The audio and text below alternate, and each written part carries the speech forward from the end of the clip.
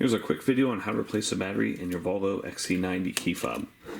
You're going to need a medium-sized flat tip and a small flat tip screwdriver, and you're also going to need one of the 2032 batteries. You can get these off Amazon. I've put a link below in the description that will take you straight there. First thing you want to do is find this latch right here, push it this way, and then the piece with the Volvo symbol will slide out.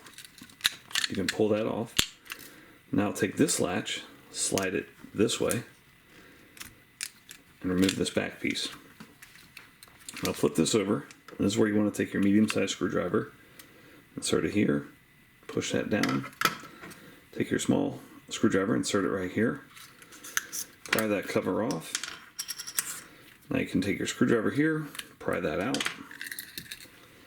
Make sure the new battery goes in positive side facing outward like that.